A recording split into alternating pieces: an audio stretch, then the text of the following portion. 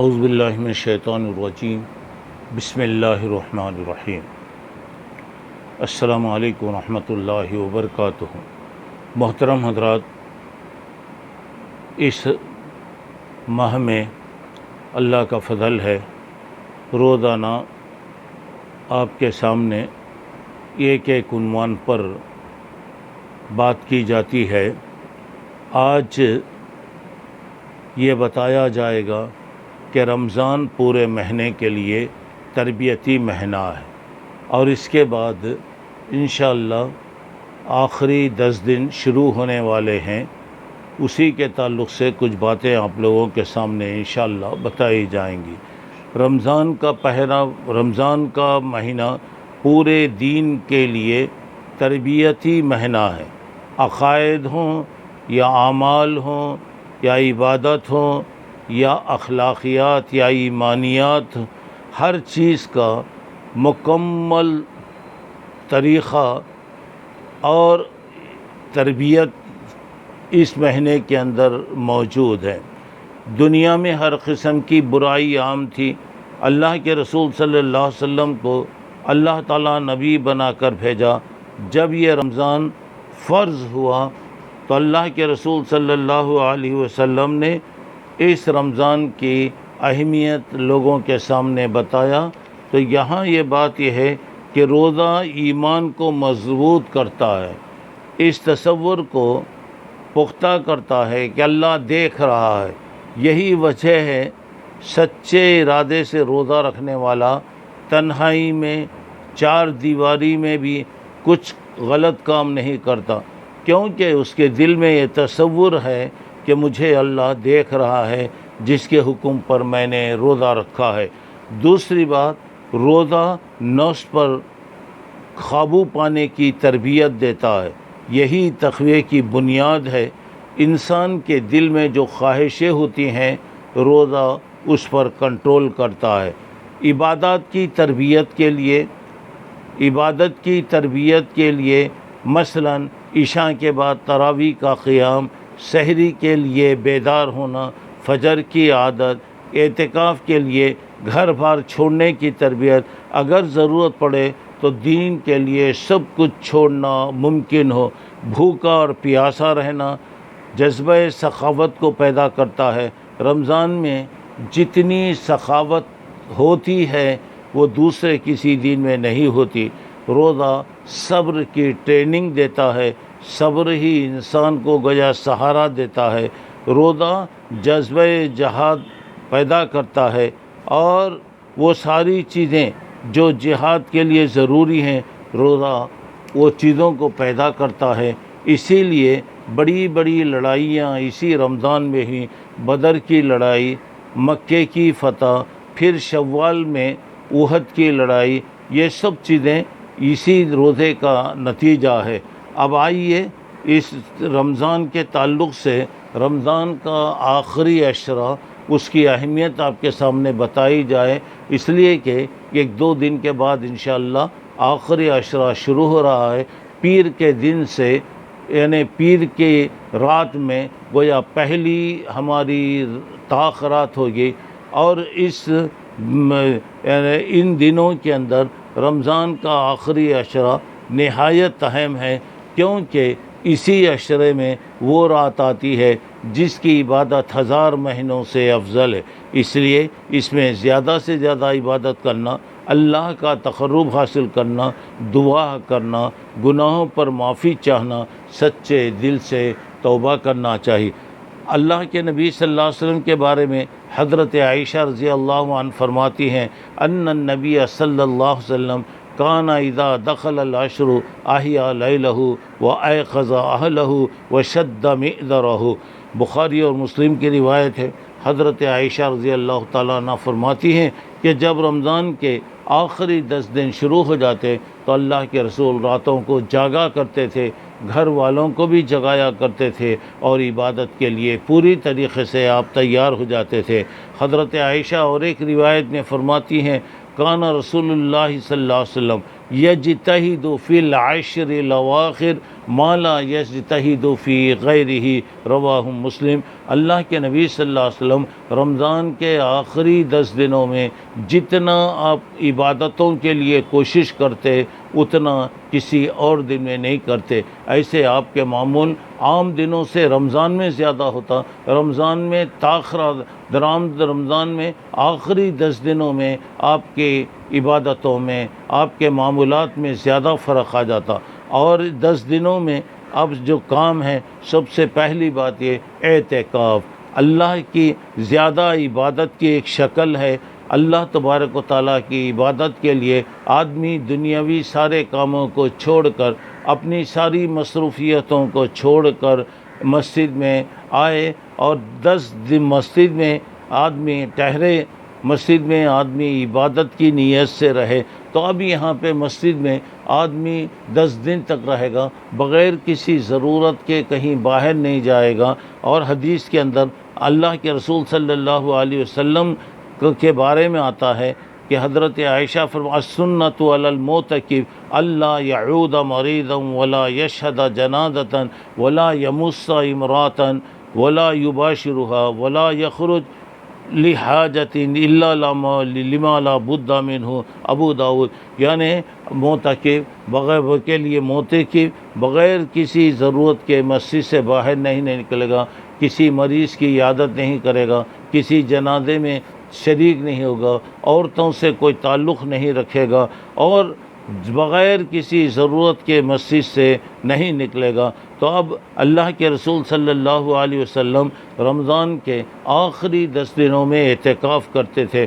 کان النبی صلی اللہ علیہ وسلم یعتکف علی العشر الاواخر من رمضان حتی توفاہ اللہ ثم اعتکف ازواجہ من بعدہ، متفق علیہ۔ اللہ کے رسول صلی اللہ علیہ وسلم اپنی پوری زندگی میں رمضان کے آخری دنوں میں اعتکاف کرتے تھے، اور اللہ کے رسول صلی اللہ علیہ وسلم کے بعد آپ کی بیویوں نے اعتکاف کیا۔ تو اب انتقال کے سال اللہ کے رسول صلی اللہ علیہ وسلم نے 20 دن کا اعتکاف کیا۔ اعتکاف میں اللہ کا ذکر کرنا، قرآن کی تلاوت کرنا، توبہ و استغفار کرنا، اور اس کے بعد اپنے وقت کو بیکار نہیں گزارنا۔ اب آدمی کوئی سخت ضرورت ہے پیشاب پیخانہ کے لیے یا اور کوئی سخت ضرورت ہے تو ضرورت ہی کے وقت وہ مسجد سے نکلے گا، بغیر ضرورت کے مسجد سے نہیں نکلے گا۔ اچھا، اعتکاف جو ہے یعنی یہ اعتکاف ایسا ہے جس کی آپ نے نیت کیا، مگر کوئی کام اگر آپ ہو جائے، آپ نے ایک ارادہ کیا کہ اگر یہ میرا کام ہو جائے میں 1 دن 2 دن اعتکاف کروں گا، تو ٹھیک ہے، یہ اعتکاف گویا فرض ہے، آپ کی نیت کے اعتبار سے آپ اعتکاف کریں گے۔ دوسرا اعتکاف سنت ہے، 10 دن تک مسجد میں رمضان کے آخری 10 دنوں میں مبارک رات کو حاصل کرنے کے لیے اعتکاف کرنا، یہ اللہ کے رسول صلی اللہ علیہ وسلم کی یہ سنت ہے۔ اور اللہ کے رسول صلی اللہ علیہ وسلم اس کے لیے بہت ہی پابندی کیا کرتے تھے۔ اگر کوئی آدمی 10 دن کا اعتکاف کر رہا ہے، من اعتکف 10 فی رمضان کان کحجتین وعمرتین، رواہ البیہقی۔ یعنی جو آدمی رمضان میں 10 دن کا اعتکاف کرے گا تو اللہ تعالیٰ اس کو 2 حج اور 2 عمرہ کرنے کا ثواب عطا فرمائے گا۔ اگر کوئی آدمی 1 دن اگر اعتکاف کر رہا ہے تو اس کا فائدہ یہ ہوگا کہ اعتکف یوما ابتغاء وجہ اللہ تعالی جعل اللہ بینہ وبین النار 3 خنادق ابعد مما بین الخفقین۔ اللہ تبارک و تعالیٰ کے لیے اگر کوئی 1 دن بھی اعتکاف کرے گا تو اللہ تعالیٰ اس کے اور جہنم کے درمیان میں 3 خندقوں کا فاصلہ کرے گا، اور ایک خریق کے درمیان، آسمان اور زمین کے درمیان میں جتنا فاصلہ ہے اتنا گویا فاصلہ ہوگا۔ تو میرے محترم دوستو، اعتکاف اللہ کے رسول صلی اللہ علیہ وسلم کی یہ سنت ہے، زندگی بھر آپ نے کیا۔ آپ اعتکاف مسجد میں جہاں آپ کے لیے سہولتیں ہیں وہاں اعتکاف کریں۔ عورتیں بھی اعتکاف کر سکتی ہیں، عورت کو جہاں سہولت ہو تو وہاں اگر مسجدوں میں سہولتیں ہیں، انتظام اگر ہے وہاں کرے گی، اگر اس کے لیے سہولت نہیں ہے تو اپنے گھر ہی میں وہ اعتکاف کرے گی۔ اب یہاں پہ اعتکاف کا ایک مطلب یہ کہ اللہ تعالیٰ نے وہ مبارک رات جو رکھا ہے اس کو حاصل کیا جائے۔ یہ لیلۃ القدر عزت والی رات ہے۔ اللہ کے رسول صلی اللہ علیہ وسلم نے ان راتوں کے بارے میں بتایا کہ من خام لیلۃ القدر ایمانا واحتسابا غفر له ما تقدم من ذنبہ، اگر کوئی آدمی لیلۃ القدر حاصل کرنے کے لیے رات میں قیام کیا، اس نے رات اور اپنا حساب لیتے ہوئے، اپنا جائزہ لیتے ہوئے رات میں اس نے قیام کیا تو اللہ تعالیٰ اس کے گناہوں کو معاف فرمائیں گے۔ بخاری شریف کی یہ روایت ہے۔ میرے محترم دوستو، وہ رات کب آتی ہے؟ حدیث میں آیا فَابْتَغُوهَا فِي الْعَشْرِ الْأَوَاخِرِ وَابْتَغُوهَا فِي كُلِّ وِتْرٍ، متفق علیہ۔ اللہ کے نبی صلی اللہ علیہ وسلم نے فرمایا اس رات کو تم آخری 10 دنوں کی تاخراتوں میں تلاش کرو۔ اب یہاں پہ تاخراتیں مطلب یہ 21، 23، 25، 27 اور 29، یہ 5 راتوں میں وہ رات بدل بدل کر آتی ہے۔ ہمیں حکم یہ ہے کہ یہ 5 راتوں میں آپ جاگیں، عبادت کریں، ذکر کریں، تسبیح پڑھیں، دعا کریں، اور جو بھی آپ نیک کام ہیں وہ نیک کام آپ کرتے رہیں۔ اگر یہ رات مل جائے تو کیا کرنا چاہیے؟ حضرت عائشہ رضی اللہ عنہا نے پوچھا اللہ کے رسول اگر یہ رات مل جائے تو میں کیا کروں؟ آپ نے فرمایا تم کہو اللہم انک عفو تحب العفو فاعف عنی، اے اللہ تو معاف کرنے والا ہے، معافی چاہنے والوں کو پسند کرتا ہے، اے اللہ تو میرے گناہوں کو معاف فرما دے۔ اصل میں یہ کیا ہے؟ اللہ تعالیٰ نے 4 بندوں کا ذکر کیا، حضرت ایوب، حضرت زکریا، حضرت حزقیل، حضرت یوشع علیہم السلام۔ 80 سال تک یہ لوگ اللہ تعالیٰ کی عبادت میں رہے، عبادت کرتے رہے۔ لوگوں نے کہا کہ اللہ کے نبی وہ لوگوں کی عمریں زیادہ تھی، ان کو موقع ملا، ہم کیا کریں، ہماری عمریں بھی اتنی نہیں ہیں۔ اللہ تبارک و تعالیٰ نے یہ ایک رات ہمیں دیا، لیلۃ القدر خیر من الف شہر، یعنی قدر والی رات 1000 مہینوں کی عبادتوں سے، یعنی 80 پر 3 سال 83 سال 4 مہینے اگر کوئی آدمی عبادت اگر کرے تو جو ثواب ہوگا اللہ تعالیٰ اس رات میں عطا فرمائے گا، اور اس رات سے بھلائی سے محروم رہنے والا حقیقی بد نصیب ہے، جیسا کہ مسند احمد کی یہ روایت ہے۔ اب یہاں پر میرے بھائیوں اس رات کے اندر 4 آدمیوں کی مغفرت نہیں ہوتی: شراب پینے والا، والدین کا نافرمان، رشتے توڑنے والا، دل میں کینہ رکھنے والا، ان لوگوں کی اس مبارک رات میں بھی مغفرت نہیں ہوتی۔ تو میرے بھائیوں جہاں تک ہو سکتا ہے اس رات کو تلاش کرنا چاہیے، اور تلاش کرنے کے لیے میں نے بتایا کہ پوری رات یعنی کہ آدھی رات پوری رات آپ جاگیں، سو جائیں، پوری رات حتیٰ مطلع الفجر، فجر کے طلوع ہونے تک گویا یہ رات رہتی ہے۔ اس رات میں آپ جو بھی عبادت کیجئے، جیسا بھی چاہے، اللہ تبارک و تعالیٰ انشاءاللہ یہ مبارک رات آپ کو دے گا۔ اگر یہ رات ہمیں نہ ملی تو اس سے بڑا نقصان کیا ہو سکتا ہے کہ ہم نے 1000 مہینوں کی عبادتوں والی رات کو ضائع کر دیا۔ میرے بھائیوں اس وقت میں اس رات میں بیکار کام کرنا، بیکار گفتگو، بیکار قسم کی مصروفیتیں یا ادھر ادھر گھومتے پھرتے رہنا، یہ تمام چیزیں بالکل غلط ہے۔ تو اللہ تعالیٰ سے دعا کیجئے اللہ مجھے آپ کو یہ رمضان کی مبارکبادیاں نصیب فرمائیں، اس کی رحمتیں نصیب فرمائیں، اور گناہوں کو اللہ تعالیٰ معاف فرمائے، اور یہ آخری 10 دنوں میں جب جہنم سے آزاد کیا جاتا ہے اللہ ہم تمام لوگوں کو جہنم سے آزاد فرمائیں، اور وہ مبارک رات اللہ ایمان کی حالت میں، عمل کی حالت میں اللہ تعالیٰ ہمیں نصیب فرمائے۔ دوسری اور ایک بات یہ ہے کہ یعنی یہ 10 دنوں کے اندر اور ایک کام آپ کو کرنا ہے، فطرہ، صدقۃ الفطر، اور یہاں پر یہ عید سے پہلے آپ فطرہ ادا کریں گے، اور یہ فطرے کے بارے میں کیا بات ہے بتائیے. دیکھیے فرض رسول اللہ صلی اللہ علیہ وسلم زکوٰۃ الفطر صاع من تمر او صاع من شعیر علی العبد والحر والذکر والانثى والصغیر والکبیر من المسلمین وامرها ان تودی قبل خروج الناس الی الصلاۃ. متفق علیہ. اللہ کے رسول صلی اللہ علیہ وسلم نے فطرہ فرض کیا. ایک سا یہ سا عربی کا حساب سے، ہمارے حساب سے یہ سا 2.5 کلو کا ہوتا ہے. تو گویا ایک سا کھجور، ایک سا جواری، یہ کس پر فرض ہے؟ بنے غلام پر، عادات پر، مرد پر، عورت پر، چھوٹے پر، بڑے پر. مسلمانوں میں جو بھی چھوٹے بڑے جو بھی ہوں گے، اللہ تعالیٰ نے عید کی نماز سے پہلے اسے فرض کیا ہے. اگر آپ عید سے پہلے سے ادا کر دیے تو وہ چیز ادا ہو گئی. عید کے بعد اگر آپ ادا کر رہے ہیں تو وہ عام صدقات کی طرح ہو گئی، فطرہ آپ کا باقی رہ جائے گا. اور اس صحابہ کرام کا بھی معمول تھا کہ اناج ہی فطرے میں دیا کرتے تھے. کنا نخرج زکوٰۃ الفطر صاع من طعام او صاع من شعیر او صاع من تمر او صاع من اقط او صاع من زبیب. متفق علیہ. یہاں پہ بات بتائی، ہم اللہ نے صدقہ فطر اناج میں سے دیتے تھے. کیا؟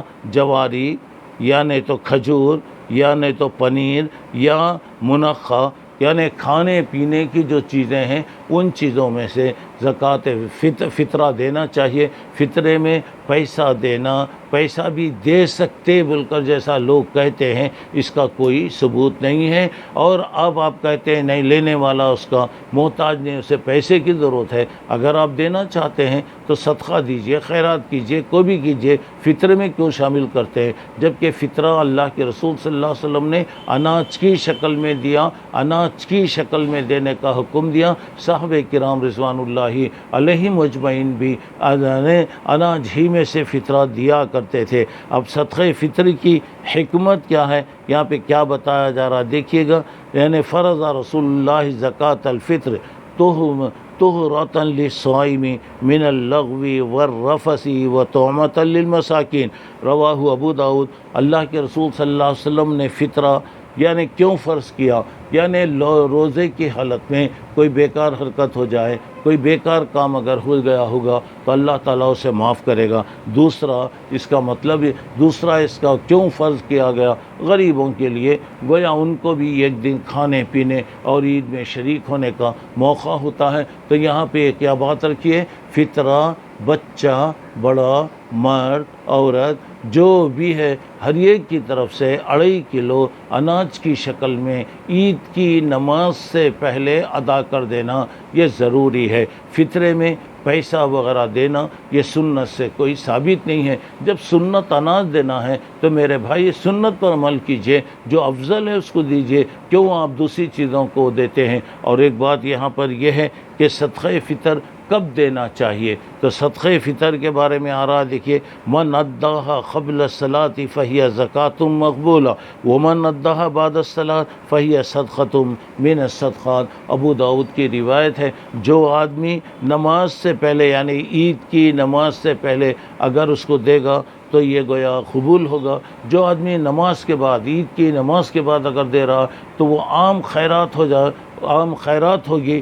زکوٰۃ فطرہ جو ہے وہ فطرہ آپ کا ادا نہیں ہوگا. جب اب یہاں پہ دیکھیے، امر رسول اللہ بزکوٰۃ الفطر قبل خروج الناس الی الصلاۃ. بخاری شریف کی روایت ہے کہ اللہ کے نبی صلی اللہ علیہ وسلم نے عید کی نماز کو نکلنے سے پہلے فطرہ ادا کرنے کا حکم دیا ہے. اب ایک بات یہ ہے کہ فطرہ کب دینا چاہیے؟ علامہ ابن قدامہ ایک بہت بڑے عالم گزرے ہیں، انہوں نے کہا فَأَمَّا وَقْتُ الْوُجُوبِ فَهُوَ وَقْتُ غروب الشمس من آخر یوم رمضان. مغنی ابن قدامہ میں آپ نے کہا ہے کہ اس کا اصل فطرہ کب ہوتا، کب اس کا وقت شروع ہوتا؟ آخری رمضان کے آخری دن میں سورج غروب ہونے کے بعد سے فطرے کا وقت شروع ہوتا ہے. کب تک رہتا ہے؟ عید کی نماز کو نکلنے سے پہلے تک رہتا ہے. صحابہ کا معمول تھا، کانا یوتون قبل الفطر بیوم او یومین. بخاری شریف کی یہ روایت ہے، صحابہ کرام عید کی نماز کو نکلنے سے 1 دن 2 دن پہلے بھی فطرہ دیتے تھے۔ مطلب یہ ہوا کہ فطرے کا اصل وقت ہے عید کی رات، یعنی آخری دن چاند سورج غروب ہونے کے بعد، چاند دکھنے کے بعد سے نماز کو نکلنے تک، نماز کو جانے تک گویا فطرے کا وقت ہے۔ اگر حالات کے اعتبار سے 1 دن 2 دن پہلے اگر آپ دینا چاہیں تو صحابہ کرام کا معمول تھا 1 دن 2 دن پہلے بھی فطرہ دے سکتے تھے۔ تو اب یہاں پہ فطرہ دینے کے بعد اب عید کا دن ہے۔ عید کا دن یہ رحمتوں کا دن ہے، برکتوں کا دن ہے، اللہ کی مغفرت کا دن ہے، اور اللہ کے فرشتے عید کے دن خوشیاں مناتے ہیں۔ ہر راستے میں، گلی میں، ہر راستے میں کھڑے ہو کر کہتے ہیں یا امت محمد اخرجوا الی رب کریم، اے محمد صلی اللہ علیہ وسلم کی امت چلو تم اللہ کی طرف نکلو، ایسا اللہ جو بہت دیر رہا جب لوگ عیدگاہ میں جمع ہوتے ہیں اللہ تعالیٰ کہتے ہیں یہ لوگ کیوں آئے، کیا چاہتے ہیں؟ تو بولے اللہ یہ لوگ محنت کیے، 1 مہینہ انہوں نے روزے رکھا ہے، آج تیرے سے انعام لینے کے لیے آئے ہیں۔ اللہ تعالیٰ پوچھتے ہیں ان کو کیا انعام دیا جائے؟ بولے کہ ان کو پورے کا پورا جو بدلہ حق ہے ان کو دیا جائے۔ اللہ تعالیٰ کہتے ہیں جاؤ میں دے دیا، سب کو میں معاف کر دیا۔ فرشتے کہتے ہیں اے امت، اے محمد صلی اللہ علیہ وسلم کی امت جاؤ، اللہ تعالیٰ نے تمہیں معاف کر دیا، اللہ نے تمہارے گناہوں کو معاف کر دیا۔ تو میرے دوستو اللہ تعالیٰ عید کے دن معاف کرتا ہے۔ اب عید کی نماز جہاں تک ہو سکتا ہے عیدگاہ میں پڑھنا چاہیے۔ اس عید میں یعنی رمضان کی عید میں کھا کر عیدگاہ کو آپ جائیں گے، اور بقرعید کی عید میں نہ کھائے پیے بغیر آپ عیدگاہ جائیں، نماز کے بعد آپ آئیں گے، آپ کی قربانی جو ہوگی وہ قربانی کے گوشت سے آپ اپنا ناشتہ کریں، آپ کھانا کھائیں۔ تو یہاں پر دیکھیے عیدگاہ یعنی رمضان میں عید میں کچھ کھا کر کھجور وغیرہ، اللہ کے رسول صلی اللہ علیہ وسلم طاق عدد میں 3 5 7 ایسے کھجور کھا کر آپ عیدگاہ تشریف لے جایا کرتے تھے، اور وہاں پر زیادہ سے زیادہ تکبیر پڑھیں، اللہ تبارک و تعالیٰ کا شکر ادا کریں، اور عید کے لیے نہا دھو کر آپ اچھے کپڑے پہن کر آپ جائیں، اور عیدگاہ میں عورتیں بھی جائیں گی۔ اللہ کے نبی صلی اللہ علیہ وسلم نے عید میں عورتوں کو عیدگاہ لے جانے کا حکم دیا، اور یہاں تک کہ اگر کوئی ایسی عورتیں ہیں جن کے لیے نماز معاف ہے، نماز میں وہ شریک نہیں ہوں گی، عیدگاہ میں وہ رہیں گی، اب جب دعائیں ہوں گی مسلمانوں کی دعاؤں میں وہ بھی شامل رہیں گی۔ تو میرے بھائیوں یہ چیزیں ہیں جو آپ کے سامنے بتائی گئیں۔ آخری بات جو بتانا ہے، رمضان کے بعد شوال کے 6 روزوں کا حکم دیا گیا۔ شوال میں 6 روزے آپ جیسا بھی رکھیے، یا تو ملا کے رکھیے یا بعد میں رکھیے، پورے مہینے میں بہرحال یہ 6 روزے اگر آپ رکھیں گے اللہ تعالیٰ آپ کو 1 سال کے روزے، سال بھر کے روزوں کا انشاءاللہ ثواب عطا کرے گا۔ مسلم شریف کی روایت ہے۔ بہرحال یہ باتیں تھیں جو اس آخری عشرے کے مطابق، یہ آخری 10 دنوں کے بارے میں تھی۔ تو یہ اب دن آ رہے ہیں میرے بھائیوں، میں آپ سے یہی درخواست کرتا ہوں کہ زیادہ سے زیادہ عبادت کیجیے، اللہ کو یاد کیجیے، تسبیح پڑھیے، دعائیں پڑھیے، تلاوت کیجیے، توبہ استغفار کیجیے، پوری رات کو آپ تقسیم کر لیجیے، جیسا ہے تھوڑی دیر توبہ استغفر اللہ پڑھیے، تھوڑی دیر قرآن پڑھیے، تھوڑی دیر ذکر کریے، تھوڑی دیر آپ دعائیں وغیرہ پڑھتے رہیے۔ بہرحال پوری رات عبادت میں رہنا ہے، اور آپ اپنے حق میں دعا کیجیے، سارے مسلمانوں کے حق میں دعا کیجیے۔ آپ جانتے ہیں کہ اس وقت ساری دنیا پریشان ہے، وہ پریشانی سے نکلنے کا ایک ہی طریقہ ہے، وہ یہ کہ ہم زیادہ سے زیادہ دعائیں پڑھتے رہیں، اور اللہ تبارک و تعالیٰ سے عافیت اور سکون کا ہم سوال کریں، اللہ رب العالمین سے دعائیں کریں۔ میرے دوستو دعاؤں سے اللہ قسمتوں کو بدل دیتا ہے، تقدیر کو اللہ تعالیٰ بدل دیتا ہے، اور یہ جو پریشانیاں ہیں اللہ انشاءاللہ دعاؤں کی برکت سے اسے دور کر دے گا۔ اللہ مجھے آپ کو نیک توفیق عطا فرمائیں، یہ رمضان کی برکتوں سے ہمیں مالا مال فرمائیں۔ یہ مہینے میں جو ٹریننگ ہوتی ہے اللہ تعالیٰ ہماری صحیح تربیت فرمائیں، اور اللہ تعالیٰ ہمیں رمضان کے بعد بھی ویسے ہی رہنے کی توفیق عطا کرے جیسا کہ ہم رمضان میں رہتے ہیں۔